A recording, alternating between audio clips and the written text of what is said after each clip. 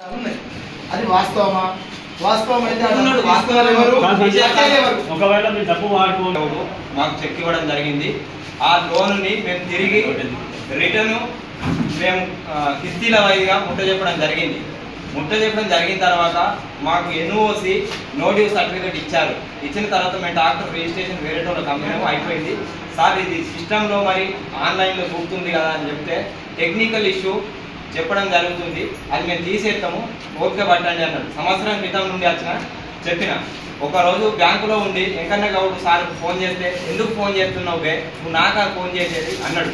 అంటే సార్ అట్లెందుకు మా వర్గంలో మాట్లాడుతున్నానన్న నేను సైలెంట్ ఉంది. అదే సంజీవ్ అన్నాడు కదా అంటే కొండయా నువ్వు తొందర పడకు, ఆవేశపడకు, నేను ఆయన తీసేయకుంటే నేను తీసేస్తా, నువ్వు ఓపిక పట్టు అన్నాడు. ఆయన మాట మీదకి వెళ్ళి నేను బ్యాంకులో నుండి ఇంటికి వెళ్ళిపోవడం జరిగింది.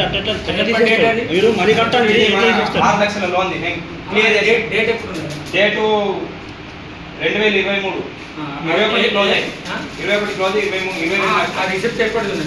ఈ రిసిప్ట్ టోటల్ ఎల్టీలో ఉంది, మొత్తం క్లోజ్ చేసి పాత డేట్ ఎప్పుడు ఉన్నది? పాత డేట్ 15 సార్. 15 డేట్ చెప్పు. నువ్వు ఇచ్చిన డేటు ఇప్పుడు 2010 ఆన్లైన్ ఉన్నదా? ఇప్పుడు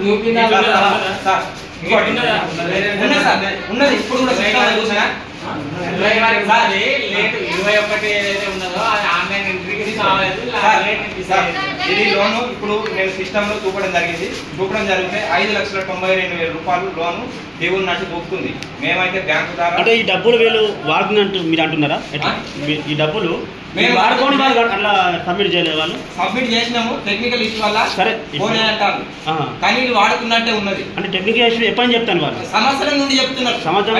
నోటివ్ ఎప్పుడు ఇచ్చారో అప్పటి ఉంది టెక్నికల్ ఇష్యూ అని చెప్పడం జరుగుతుంది. కానీ ఆ డబ్బులు ఏదో మరి మాకు ఇవ్వండి, మేము కట్టుకుంటాం, వడ్డీ జరిగిన మంచిదని ఇప్పుడు కూడా నేను చెప్పడం జరిగింది. నా సిగ్నేచర్ కాదు ఇది, నాకు సంబంధం లేదని జక్కుల వెంకటేష్ గౌడ్ సార్ గారు చెప్పడం జరిగింది ఇంతకుముందే. సార్ ఈ సంతకం ఎవరిది అంటే సంజీవ్ గారు ఒప్పుకోవడం జరిగింది. ఈ సంతకం నాదే. ఆ 5,92,000 రూపాయల ఈ టెక్నికల్ ఇష్యూ ఏదో పూర్తి బాధ్యత నాదే ఒప్పుకోవడం. నేను సంతోష్ గౌడ్ కట్టిన, ఈ జక్కుల వెంకటేష్ గౌడ్ సార్ కట్టిన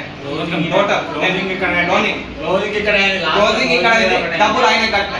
డబ్బులు ఆయన కడితే ఒకరోజు తిట్టడం జరిగింది. ఆయన ఇప్పుడు సిగ్నేచర్ ఇవ్వాలంటే ఈయన సంజీవ్ వాస్తవం నాదే సిగ్నేచర్, నేను పూర్తి బాధ్యత నాదే అని ఒప్పుకోవడం జరిగింది. సరే సార్, ఇగో ఇప్పుడు తెలంగాణ గవర్నమెంట్ అయిపోయింది. కాంగ్రెస్ పీరియడ్లో రేవంత్ రెడ్డి పీరియడ్లో 2 సంవత్సరాలు 2 లక్షల రుణమాఫీ జరగడం జరిగింది. అయితే మా నాన్నగారు 1,60,000 రూపాయలు తెలంగాణ గ్రామీణ బ్యాంక్ పెంచుకల్పేట ఎరుకపల్లి జీపీలో ఉంది. సార్ ఏవో గారు మా నాన్నగారిది రుణమాఫీ కాలేదు ఎందుకు అని ఆధార్ కార్డు పెడితే, ఆధార్ కార్డు పెట్టడంతో చప్పడే రిక్కుబాయి బెజ్జూర్ బ్యాంకు సహకార సంఘం నుంచి 2 లోన్లు ఉన్నాయని ఆయన చెప్పడం జరిగింది. ఎల్టీ లోన్ ఒకటి చేసిండు వెంకన్న గౌడ్ సార్, నాకు చెప్పి చేసిండు 1,20,000. దానికి నాకు తెలుసు అది అయింది. ఇంకొక లోను 1,40,000 ఉన్నది ఈ బ్యాంకులో. పూర్తి బాధ్యత ఇదే సార్, పూర్తి బాధ్యత ఎవరు తీసుకుంటే అది మిస్టేక్ లో జరిగిందని చెప్పడం జరిగింది. మిస్టేక్ లో జరిగితే ఏవో గారు అగ్రికల్చర్ వారు పంపిన లిస్ట్ ఉంది, ఈ లిస్ట్ ప్రకారం రుణమాఫీ అయింది, వీళ్ళు పంపారు. అయితే రుణమాఫీ నా సిగ్నేచర్ లేక, మా నాన్నగారు అమ్మగారి సిగ్నేచర్ లేక వీళ్ళు లోన్ ఎట్లా లేపారు ఈ బ్యాంకులో? వెంకన్న గౌడ్ గారిది నిర్లక్ష్యం అని నేను సభాముఖంగా తెలియజేస్తున్నా. దీనికి కారణం రైతులకు నష్టం చేసే జక్కుల వెంకటేష్ గౌడ్ గారి అని నేను పూర్తి వివరాలు తెలియజేస్తున్నా. ఏదన్నంటే సంజీవ్ లేడు, సంజీవ్ చేసిండని చెప్తాను. సంజీవ్ మాత్రం నా లోన్ కారణం కాదు, జక్కుల వెంకటేష్ గౌడ్ సార్ పూర్తి బాధ్యత.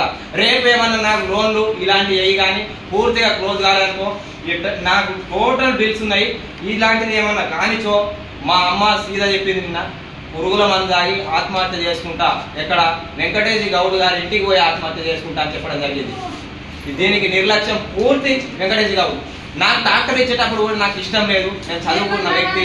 మా అమ్మగారు అనడం జరిగింది 16 ఎకరాల ల్యాండ్ ఉన్నది కొడుక, మనం కిరాయిలు ఇస్తే మనం సరిపోతలేము, డాక్టర్ తెచ్చుకొని డీజిల్ వేసుకొని కొట్టుకొని మనం పెట్టుకుందామంటే వెంకటేష్ గౌడ్ గారిని సంప్రదిస్తే 50,000 లంచం తీసుకున్నాడు. 50,000 లంచం ఎందుకమ్మా? ఇప్పుడు లంచం తీసుకునే గవర్నమెంట్ లేదు, ఇప్పుడు ఇస్తే ఇయ్యండి, లేకపోతే మనం కొనుక్కుందాం, లేకపోతే కిరాయి పెట్టుకొని జక్కుల వెంకటేష్ గౌడ్ గారికి 50,000 రూపాయలు నేనే ఇచ్చిన. ఎంపీటీసీ సాజిద్ గారు మధ్యవర్తి ఉన్నాడు. సాజిద్ గారు అన్నాడు అంటే సరే 1,00,000 రూపాయలు అడిగింది కదా, 50,000 ఇచ్చిన కదా, సరే ఓకే అని చెప్పడంతో 50,000 రూపాయలు నేనే ఇచ్చిన. నేను గుళ్ళె దొరకమంటే గుళ్ళె దొరుకుతా, నా బిడ్డలు 2 ఉన్నారు, బిడ్డల సాక్షి నేను ప్రమాణం చేయమంటే ప్రమాణం చేస్తా. అదే వెంకటేష్ గారిని ప్రమాణం చేయమంటే సభాముఖంగా నేను వెళ్ళిపోతా. ఇది అక్షర సాక్షి. చెప్పండి సార్ వాస్తవం ఇది.